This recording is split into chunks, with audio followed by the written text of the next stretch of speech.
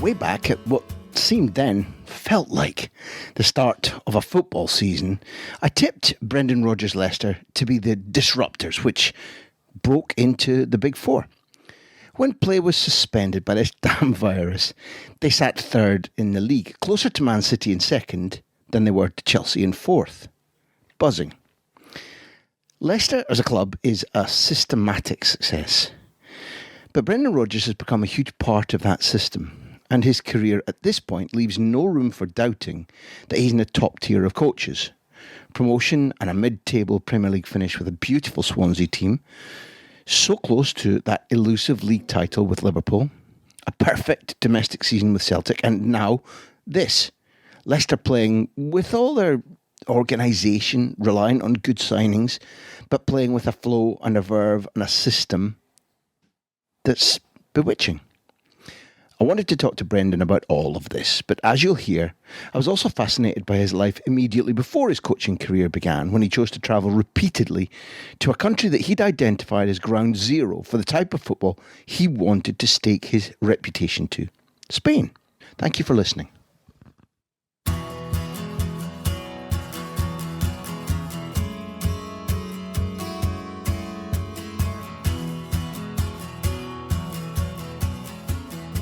We've got the enormous pleasure of an extremely lean, tanned, and approximately 28-year-old Brendan Rodgers with us right at the moment to talk football. And Brendan, I'm going to pin your ears back. I'm sorry, but this is a beauty. Welcome to the big interview. An honour and a pleasure to have you here. We've had about 14.5 million listens to a series where all we want to do is pick the brains of people whose football careers basically we envy, including yours. Thank you for joining us. I want to start, first of all, I really want to know, when you are young and when you're watching football, what is it that makes your eyes like saucers? What is it that starts to go beyond, I like football, I can play football? What did you see? Who influenced you that made you say, I like that specifically about football? These are the things that have marked. I think when you're young, Graham, you love football because of the game. You love watching the game. You look at games, and obviously when we were growing up, when we were younger, it was normally finals and cup finals that was on the telly. So that was what was the big influence. You know, seeing big games live on telly, and then seeing a winner at the end, and obviously seeing players do magical things, creative things, and that was always something that was born into me from a really, really young age with my father, because my father loved Brazilian football. Would never had the chance to obviously watch it so much, but any time there was anything Brazilian, he absolutely loved them. So my influence for that type of football, creative football, was there very much from a young age. Do you know we've got the massive privilege now in your office? You've got computer apps that can probably allow you to watch football that hasn't been played yet. Everything's so technologically brilliant. Why? What about Brazilian football? And how did he fall so in love with it in that era? Well, he loved Pelé. Pelé was the idol for him in terms of the game. So probably seeing him from a young player at 17 playing for Brazil, and obviously because he loved the skillful player. You know, he didn't just like the player that ran up and down the pitch. It was you know, his delight was in seeing skillful players do things with the ball that others couldn't, and that was what he loved about the Brazilians. I suppose there was that they played with that expression and that skill and that flair, and of course that always takes the eye, and it certainly took his eye. So he wouldn't have, when Maradona came to the fore, he would not have been one of those who, okay, Maradona's better. For him, it would always have been Pelé, because he experienced it, he saw it. That was the figure that lit his eyes up as a young man. Yeah, I think, and it's interesting actually, Graham, because Pelé and the Brazilian team way back then, those were the guys that lit up his eyes. Yet for me, Maradona was someone that I adored when I was a young guy coming through. Because he did startling things, because he was arrogant, because you didn't see control or impishness like him in other games? Yeah, just incredible talent. I think because I was going to say when I was small, when I was younger, but I'm still small. I didn't grow so much, unfortunately, but my sort of stature was small. And when I looked at Maradona, he was small. He was left-footed. I was left-footed. So you had this inspiration of a player that you could look at and see doing magical things with the ball, and of course, when you're young, it's those types of players that inspire you. And does that give me a gateway into something you knew I was going to ask you about? Because I've spent the last 19 years of my life living here in Spain, and I know that you've used Spanish football as a gigantic resource to test out ideas, to learn. It's inspired you. But one of the things that over the generation that I've been watching here has been this extraordinary ability of smaller men to say, I don't care if I'm playing against a team of giants. My timing, my use of space, my touch, my quick circulation of the ball will negate the fact that they're a stone and a half, 2 stone heavier than me and half a metre taller than me. Does that link a little bit into your love of the Spanish school? Yeah, absolutely. It was a huge part of it.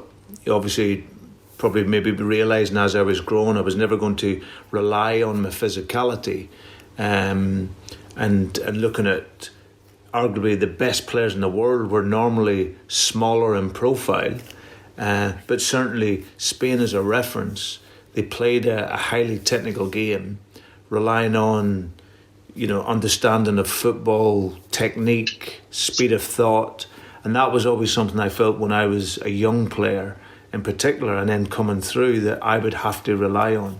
But the Spanish influence with the Dutch was very prominent in my mind from a young age. I have to go to Windsor Park in 2006 in that case, because we're going to spend a lot of time talking about what you learned and what you like and your relationship with Del Bosque and Barcelona and Valencia, but it really all starts. It kick-starts. They had the beautiful players. They had Xabi Alonso and they had Iniesta and Xavi and Raul in those days when they come to play in Northern Ireland. Now, I don't know if you were able to watch that game that night, but it stands as a sort of eureka moment in Spain in that the way they were treated, the manner of the defeat. Literally, there was a pre and post, and Luis Aragonés, thanks to Northern Ireland winning 3-2, David Healy's hat-trick, just went, right, none of that anymore. Goodbye forever, Raul. Goodbye forever, Salgado. Welcome in, David Villa, emphasis on Silva. You look back on that game in 2006 and, do you feel extra proud of what Northern Ireland did that night? Well, I think in that period, Graham, Northern Ireland were getting some incredible results. You think of the result against England as well around that time. But going to Windsor Park for any team was always going to be difficult. And of course, the Spanish team, the technicians, the quality that they have, Northern Ireland will always have to play a different type of game, or what they would feel in order, because if they go, in terms of man for man against some of the best players in the world, it was always going to be difficult. But like you say, from that result comes the debrief, and you have to go through those moments, as a coach, player, manager, because that's what ultimately makes you better. And like you say, from losing a game like that or a result like that in Northern Ireland, of course that would allow for a great reflection, but of course it can also improve for years going forward. What's Windsor Park like for an opposition team? Is it intimidating? It is, yeah. I was first there I played, funny enough, an international game there as an under-15. We played actually Brazil in an international game. So it wasn't the best game in the world. It was 0-0, and they were touring the British Isles at the time, playing the home nations. And that was my first time there. I'd been there as a young supporter, and then I'd been recently with Celtic. I was manager there when we played in a Champions League qualification game, and then I was there recently to watch Northern Ireland play Germany. And Northern Ireland supporters, like Scottish, that there's a passion, there's a raw passion, and they get behind their own. And like I said, the noise there is absolutely incredible. So of an evening like that would be, and especially when the tails are up, that's a tough game for any country to come and play in. I can't help but ask, but it's my last one before moving on to what I want to know about your Spanish library.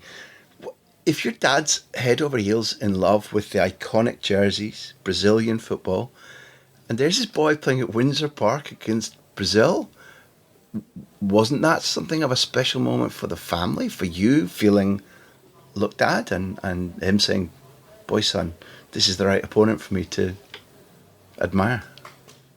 I never, because of where I came from, Graham, I never played an 11-a-side game of football till I was 13. Because in my primary school we didn't play, my secondary school we didn't play. So I actually didn't play an 11-a-side game of football till, like I say, I was 13. So, and then very quickly I was spotted and made the international schoolboy team, which was amazing. But yeah, the feeling, I suppose, to go out, I got the number 10 jersey as well, the Brazilian shirt, which was absolutely iconic. And yeah, it would have been really, really proud moment for him. I see now why you began to come to Spain. And I'd like you to explain to our listeners a little bit about the way in which, if I remember it correctly, once you told me that the structure of Barcelona's football weekends are such that you can come and graze right across the picnic table. Try and tell people what was it? Because you kind of went, I'm going there. That's what I'm going to do.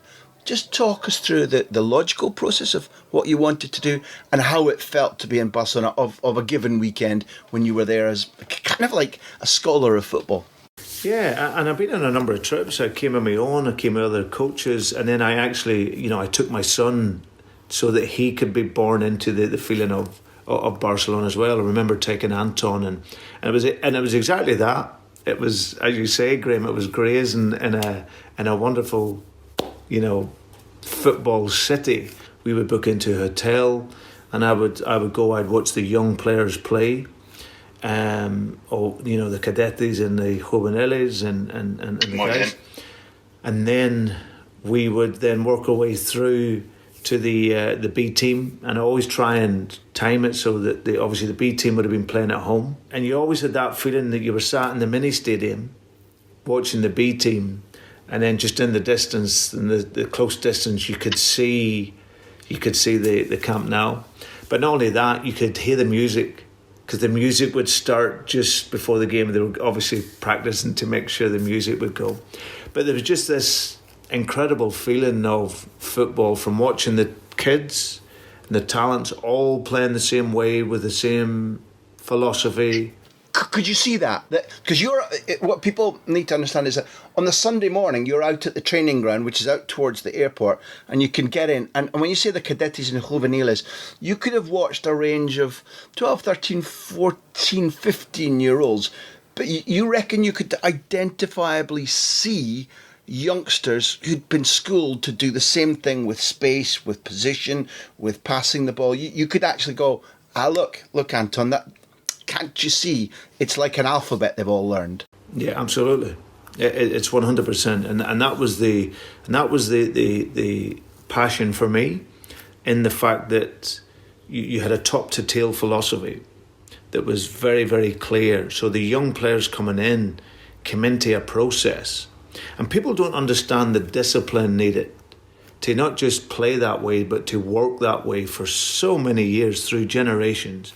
That tactical discipline to get young players to think about the game in a different way, positionally, understand the game, and understand the why and what they're doing on the pitch.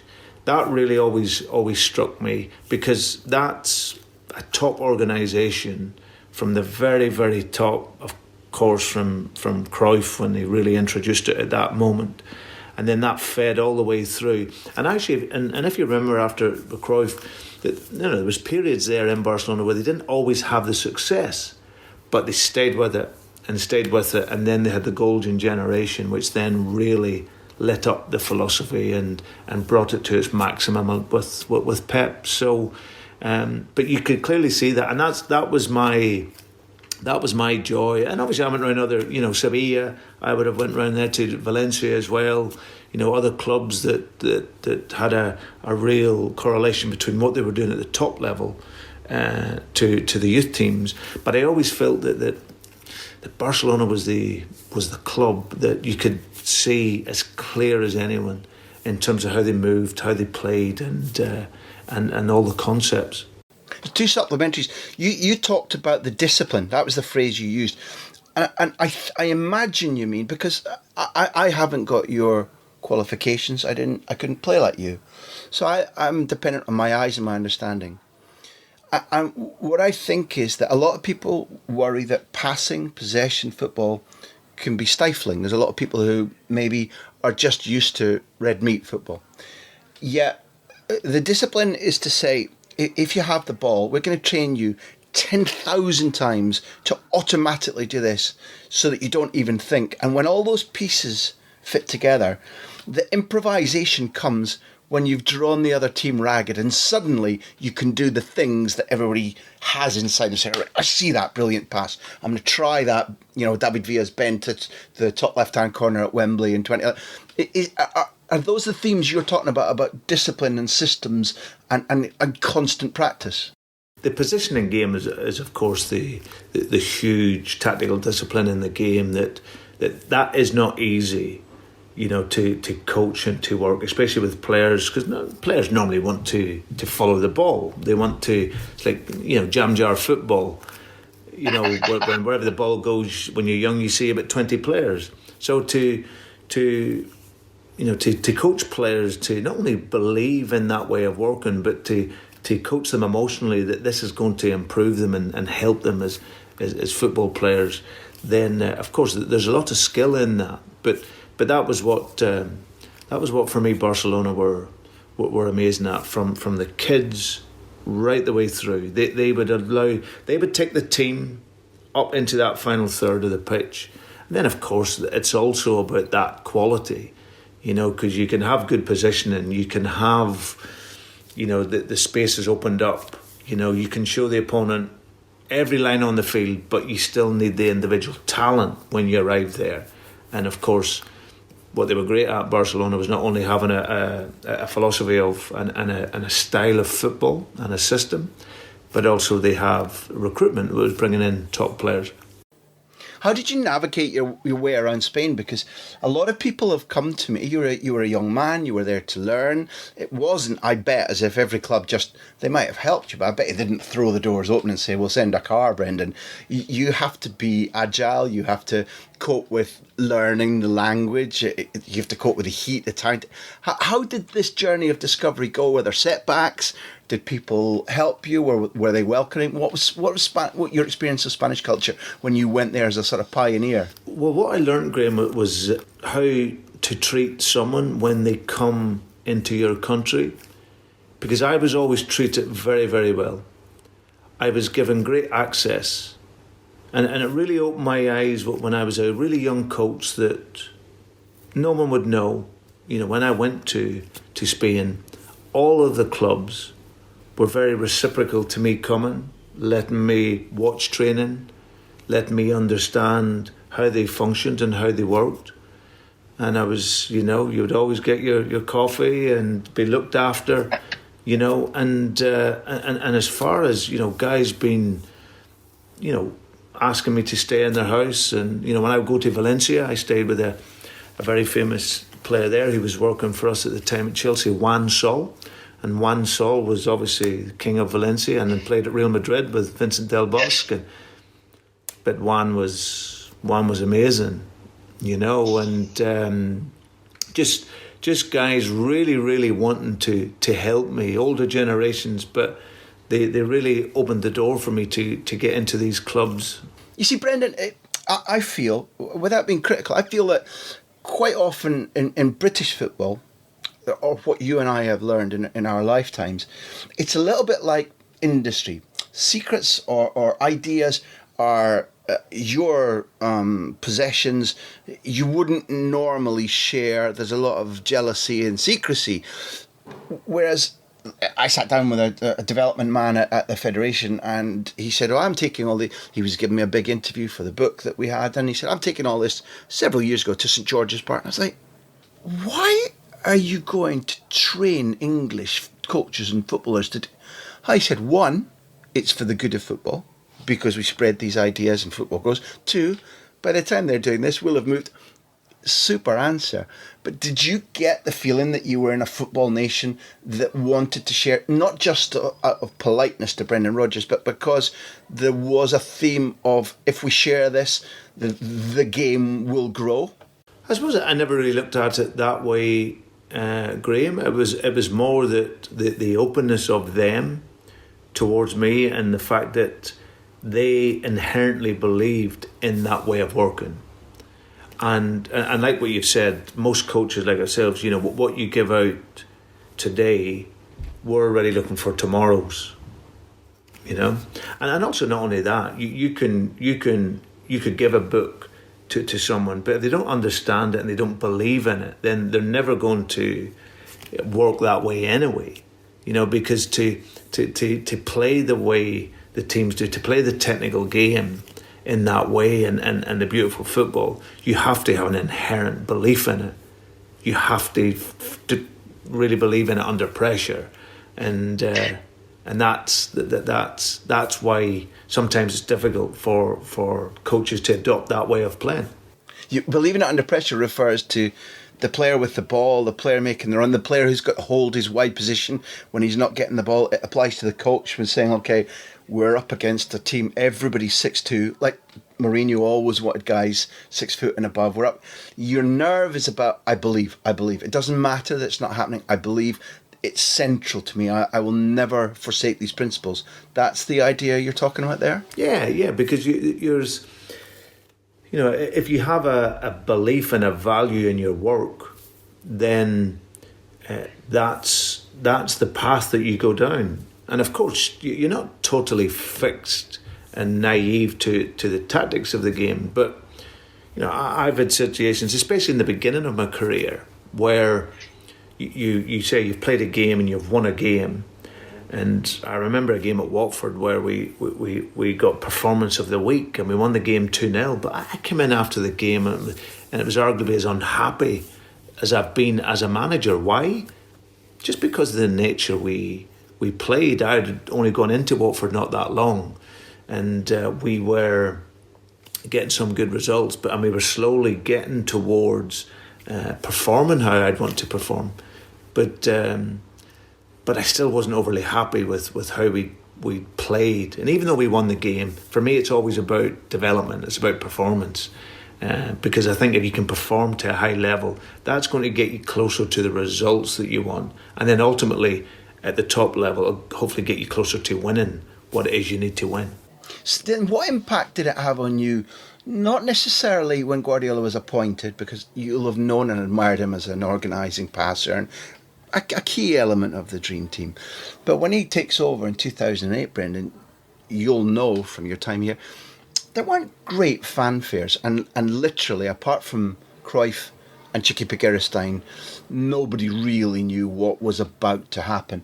But during that year when they win the treble, and when he refines the team and that identity you're talking about at Watford, because the merging of, I've got these talents, I've got this guy out of the squad and they're playing my way. What effect was all of that having on you? One, in terms of you enjoying the football, and two, in terms of you going, yeah, this is what I want.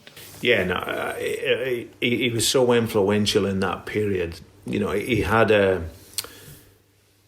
the cracks, he had the top talents, but how he emotionally was able to hook them.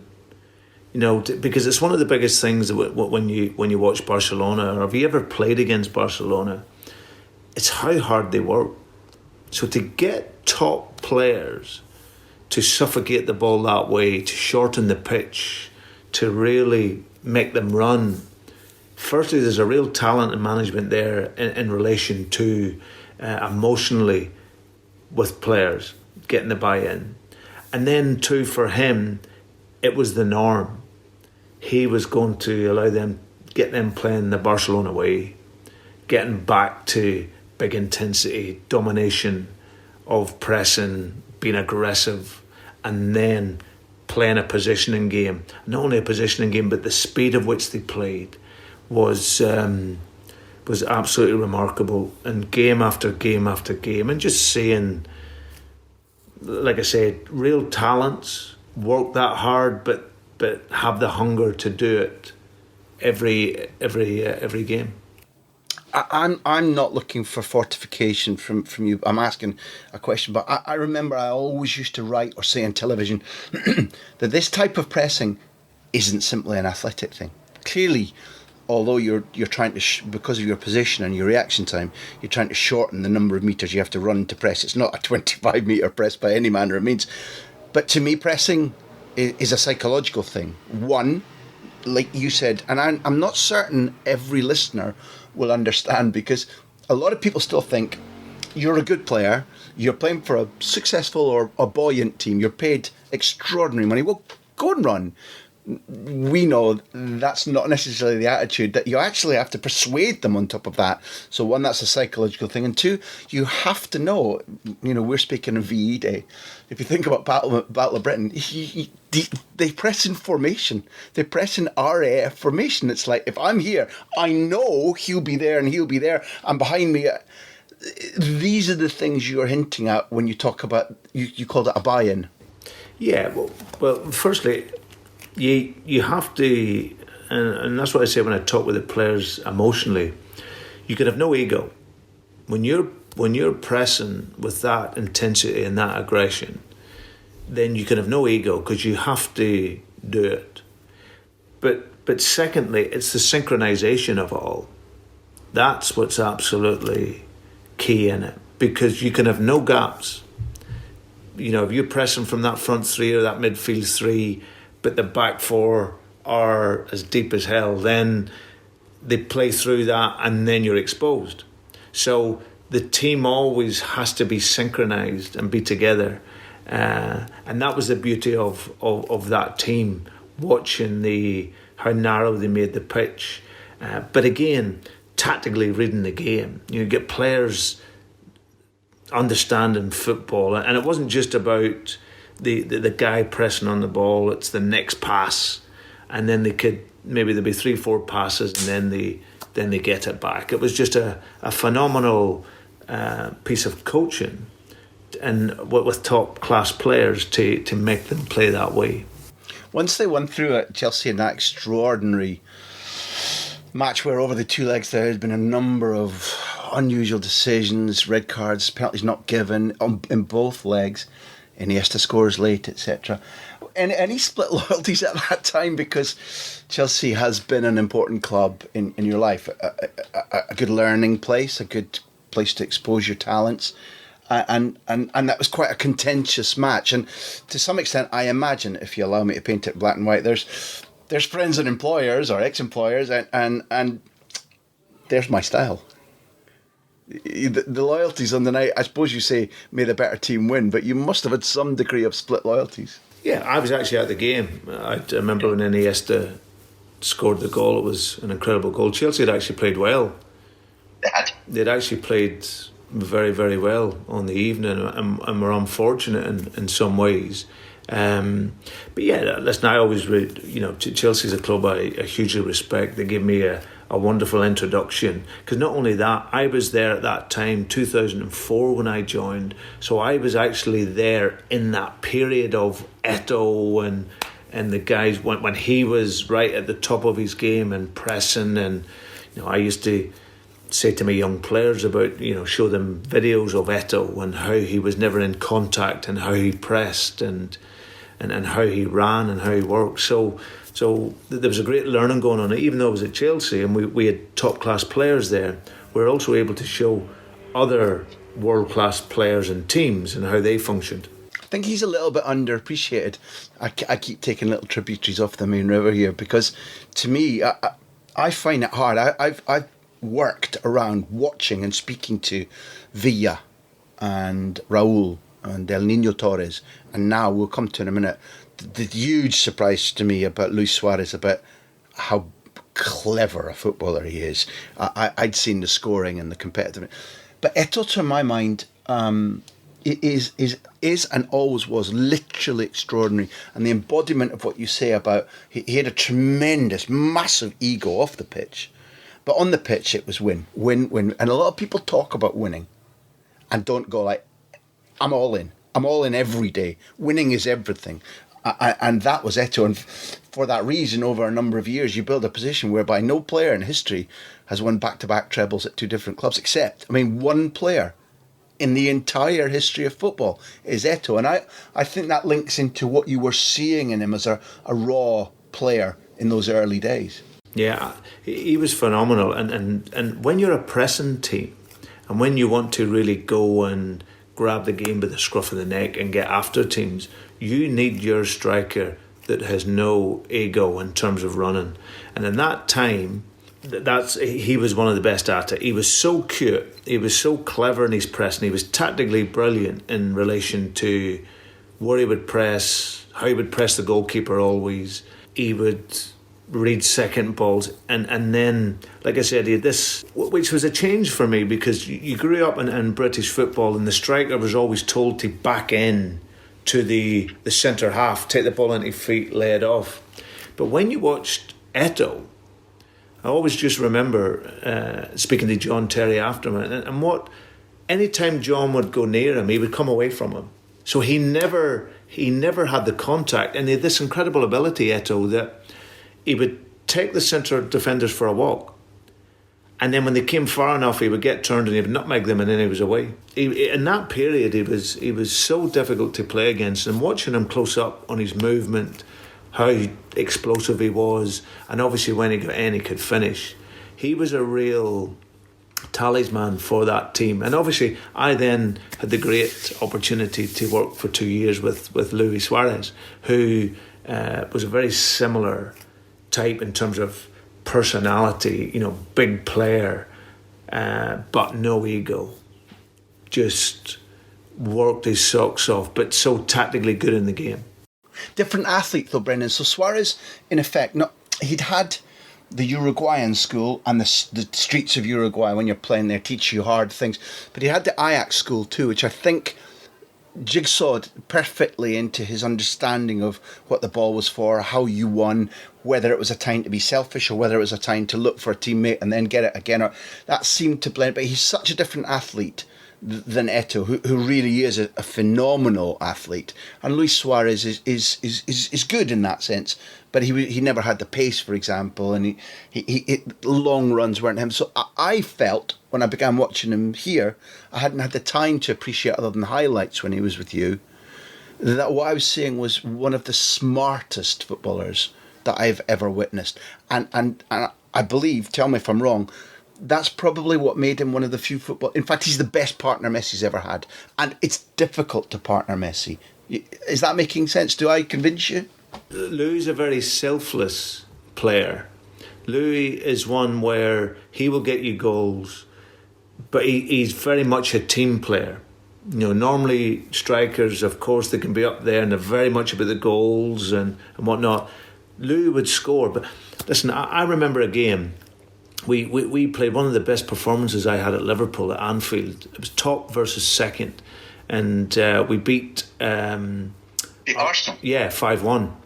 Yeah, what a game! And I asked Louis on that day to play just around the corner in a wide position, so I could get Daniel Sturridge central to run in behind Mertesacker and Koscielny to let his pace. Now on that day, Daniel scored 2. And Raheem Sterling scored 2. And he never scored, Louis. But do you know what? He was so happy after the game. His running he put in that day, everything he did. And that's what I mean by him. He's a goal scorer. He'll always get goals. But Louis was such a team player. And he would have looked after Messi as well. You know, I remember first watching Louis when he first went to Barcelona. People were thinking, is he going to fit in technically? And it can, but like you say, arguably Messi couldn't have a better guy to play with and to look after him, because he really looks after his teammates as well, Louis. You've please dismiss this because it's an old theme of mine. If you don't agree, I think we've talked about in John Terry and Eto'o and Suarez, people who epitomise this truth about, like, I have to win, we have to win.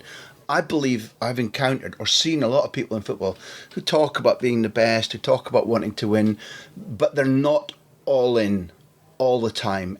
Everything out there, it's about, like, what's best for me, or if I get a draw here, it'll be fine, or I'm looking over my shoulder at the next man in the team, or what the headlines say about me, or what the directors think about me. Am I differentiating between types of people you've encountered in football? And I'm identifying Suarez and Eto'o and Terry, who are ferocious competitors and aren't just better footballers than the ones they leave behind. It's about this win. Win, win, win, win, win. Yeah, but it's also the process to win. Because that's what's key. Because everyone will tell you, I've had players all my life saying, I want to be the best, I want to be a Ballon d'Or winner, I want to do this and I want to do that. And then you'll see one of the last ones in the morning, just before the time they should, and then one of the first ones away. So that doesn't stack up. But what you have with these guys, what you see with the really top level players, is that their commitment mentally, they show that on a physical side. And what I mean by that is, players will tell you initially mentally, this is what I want to do, but then physically they don't put the work in. You know, the guys like Louis, they're gifted players, but they're also working talents, and being a winner and succeeding is everything to them in their life. So they prepare themselves from their first waking moment, how they look after their bodies, how they rest, how they recover, how hard they train, how they study the game, and then how they're then ready to play. And that's the difference between world class and the guys that maybe are trying to get there. Was I right to put John in that group? John Terry? John was a world class centre half. You know, he was top centre half. You know, John never got. Everyone sees John in terms of how courageous he was and how brave he was. John was tactically brilliant. He knew the game. You know, he was a centre midfield player at Chelsea as a young player, and then in a game he was moved back to centre half. So he played the game as like a centre midfield player, but he was so courageous. But how he organised the game, and a top passer he was. You know, left foot, right foot. You know, you could see when John played. John could play two touch, and that's the players that they see the game early. They already know what they're going to do, and the touch is to liberate them or get them a space or to pretend they're doing something, but they know where the ball's going. Yeah, John Terry was a world class centre half in the period that he was playing. It's certainly a feeling of mine that when you went to Celtic, which I think became an extraordinary opportunity for you to win and win and win, because it's really vital to win things and lift trophies, to teach yourself about the next level again. But it felt to me as an Aberdeen fan, so thanks for all you did for us, that when you came, it's my perspective that when you came, you seemed to put a microscope on Scott Brown, to the extent that it appeared from the outside that there was an effect. I'm not saying it was the same tactics, but when Wenger came to Arsenal and the back five said, wow, everything he's asking us to do, everything he's changing in us has given us a greater enjoyment, a longer career, a vitality. And it feels to me that one of the legacies, if you leave the trophies aside and the playing style, one of the legacies you've left at Celtic seems to me to have been a completely changed and revitalised Scott Brown. Is that accurate? Do you explain your relationship and what you tried to do to him? He was an incredible captain for me, and funny enough, before I joined Graham, I had someone had rang me and was telling me about the job and stuff, and one of the first things they said was, listen, if you're going to play how you want to play there, Brendan, you're probably going to have to move on Scott Brown. And really, him and I hit it off from the first time we met. I invited him down when I knew I was taking the job. I invited him down to my house in London, and we had a chat. Had a really good chat. I explained the ideas. I also was telling him about behaviour, because before I went in, Celtic had lost in the semi-final of the cup, and they were well beat. They lost in penalties, but they got dominated in the game by Rangers in the Scottish Cup final. So there was a real fear and a sense that Rangers were right. They've now been back up to the top level. They've beaten Celtic in the cup. So and obviously leading into that game, Scott was sat on a street, having had a night out. And the point I was making straight away to him is, you can't do that. If you want to be the best player that you possibly can be, and you want to lead a club of Celtic's status and institution, then you're one of the pillars of this club. And from that meeting on, he was incredible for me. This is a guy who I wanted to help him tactically, because I seen him as a young player. He used to run all over the place because he could run, But what I was trying to get him to do was to think and run, and not just to run. So from that was going to then be a tactical shift in how he would play, but always knowing that he had the personality, and he also wanted to be better and improve. And I've got to say, he's such a... He was absolutely magnificent for me. I couldn't speak highly enough of him as a guy. He played the game like he was trying to show people that this was the first time you're seeing me play. Every single game. And that wouldn't matter if that was Rangers in a semi-final or a final, or up at Aberdeen, or away at Inverness, or away in Barcelona, home to Man City. It didn't matter.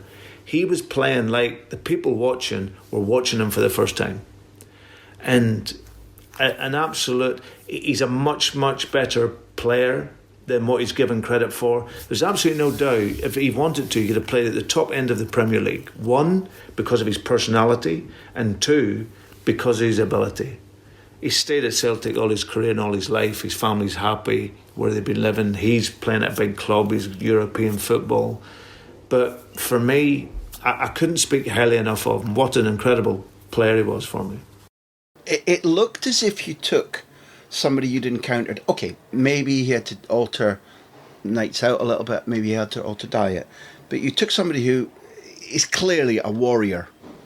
And I think we identified Suarez and Eto'o and Terry, amongst many, as warriors too. But that phrase you said about like teaching to run and think, you gave a lie to the old story about a leopard can't change its spots, because it was very late in his career, not to rescue it and make him better, but to ask him to the themes we've been talking about: view the ball, timing, space, dictation to other people, planning ahead when the ball's about to come to him. You were asking him to do a lot of things that you knew he was capable of, but they were still new to him. That makes you an accomplished teacher, no? No, obviously you need the pupil to want to learn. That's what's important. And I was fortunate. I went into Celtic there, and like you say, they had won the titles. My idea was to go in and see if they could win in a better way. Could we enhance the level of the game, and then could we give the players a tactical idea that gets them thinking in a different way about football? As like you said, Celtics always are a club that style is important. It's not just about winning. You have to win in a certain style. And I was very much aware of that. So it was a case of trying to bring that game and that tempo and the game that I knew into work. Who were the other good pupils who clicked quickly and who adapted quickly and who were ready for it, either intellectually or in terms of their technique? Well, I think firstly I must say that firstly, all the Scottish boys were amazing. Because sometimes the British players are deemed, they'll run all day for you and they'll run through brick walls, but tactically they maybe don't understand the game. But all those players, Brownie, Callum McGregor, Stuart Armstrong, Kieran Tierney, they were all absolutely fantastic for me. Callum McGregor's a player that he plays the game so simple and so well. He was a top class player. Young Ryan Christie came through in the sort of second season. He had, we'd sent him to your club, to Aberdeen, and Derek done a brilliant job with him, just getting him to play, but play under pressure, bulk up his body. So by the time he came back to Celtic, and then he took his opportunity. His big opportunity came against Hearts in the semi-final at Murrayfield, when he came on and made the difference in the game. And from that moment, he really, really produced, and of course scored in a League Cup final against Aberdeen, the winner. So the Scottish boys were absolutely brilliant. But before we finish on Leicester, you're a Leicester man through and through now. One is always most loyal to the team that you're at the time, and the vista for you, near and mid-term, is really exciting. But we're on the anniversary of a year ago. The team, the club, the institution that helped you expand your ideas and learn from, Football Club Barcelona, going to Anfield, where you certainly began what Jurgen Klopp has done special things there, but in terms of ideology, in terms of the style of play, the quick thinking that we saw with Trent Alexander-Arnold and when you watched that game, what impressions were you left with? It's historic, it was an amazing comeback, but in football terms, what were you seeing that night of Liverpool 4, Barcelona 0? Well, do you know what? I didn't actually see the game live because we had our club function that evening. It was the Players' Awards evening. And I suppose, like everyone, we'd heard the scores as they were coming through. Seen the first leg, and obviously Barcelona thinking that they could have been, 3-4 up, maybe more, because they played well in the game. But there's a certain power of Anfield that, and especially with the scoreline where it was at, if you can get the first goal, then all of a sudden the crowd just can take the team, and that's what happened that night. And Liverpool were absolutely brilliant. No one would ever have thought they're going to beat Barcelona 4-0, and that Barcelona wouldn't score and they would win how they did. So it was a phenomenal performance and result, and one that I'm sure for Barcelona it hurt deeply, that one.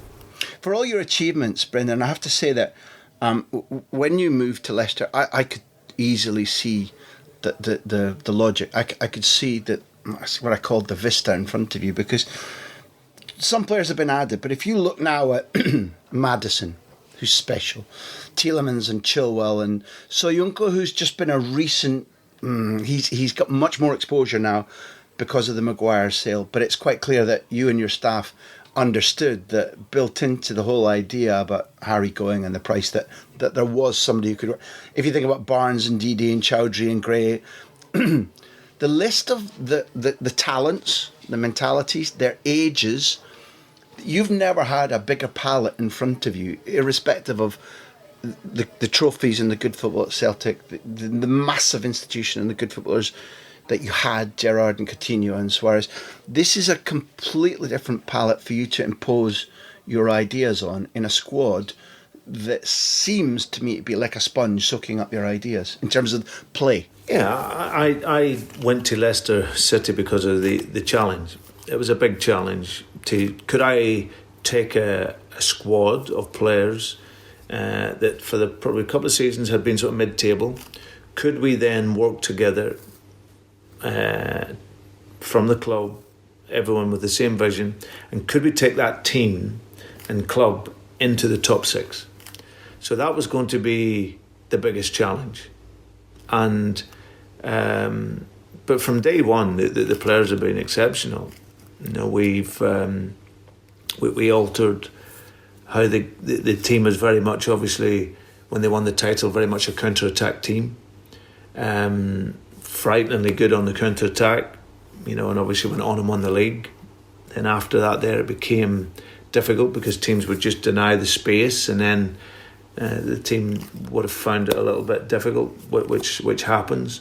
Claude came in and done a very good job introducing young players and looking to change the style, and then we were able to come in and continue with that work based around the ideas of how we've always worked in terms of looking to be a dominant team, because that's what supporters want to see from me. They want to see the team go after the game and want to score goals, and but also from a coaching perspective, you want your team to be super organised, and you want to see your team be creative and play well. So since we came in, as I said, the players have been absolutely first class. A lot of young talents that are supported by a lot of top class senior professionals.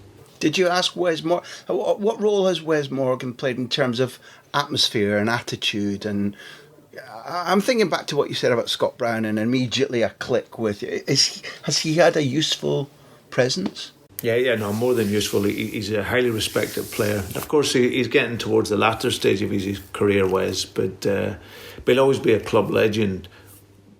Obviously, being the captain that won the Premier League title, but also the type of person he is. He's got.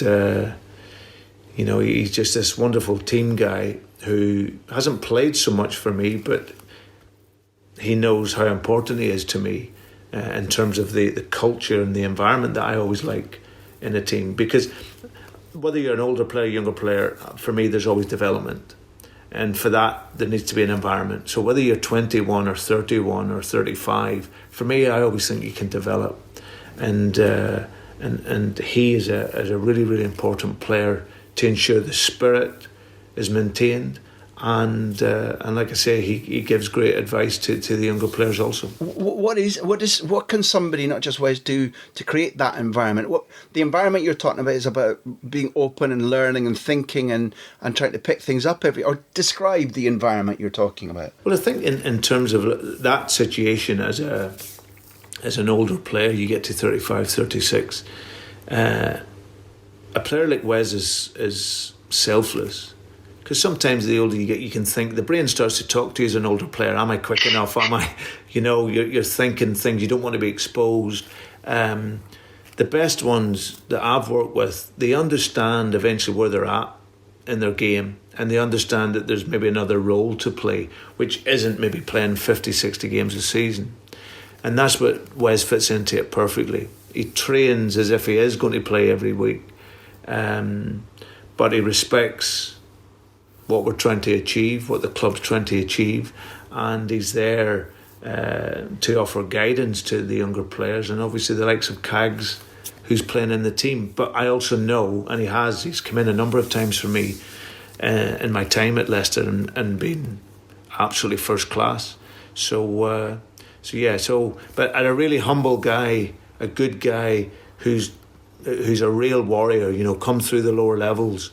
Graham earned his right to play in the Premier League and is still a very valuable player for our squad. Whose trajectory should I be most attentive to, Brendan? Just coming to the end of this beautiful chat we've had, because my eye's drawn to Maddison, not because he played at Pittodrie, but because he's patently a footballer. You could drop him into several teams of the 60s, 70s, 80s around Europe, and you might think of him as like a 10. And to go with his talents, he's brave. He doesn't want to be on the ball all the time because he's greedy.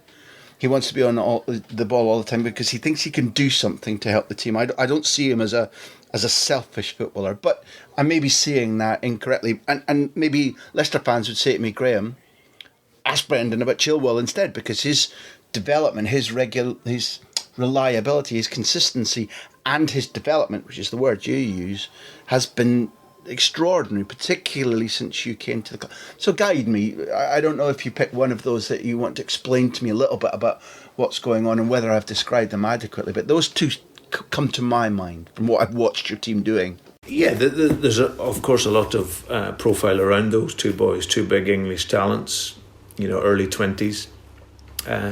And thankfully for them and for the teams they'll play for, there's still a lot more to come from them. James is, like you say, I seen him at Aberdeen in my time when I was at Celtic. He was lightweight in terms of his body, but he had a real courage to be creative and get on the ball and do things, and done very well for Aberdeen.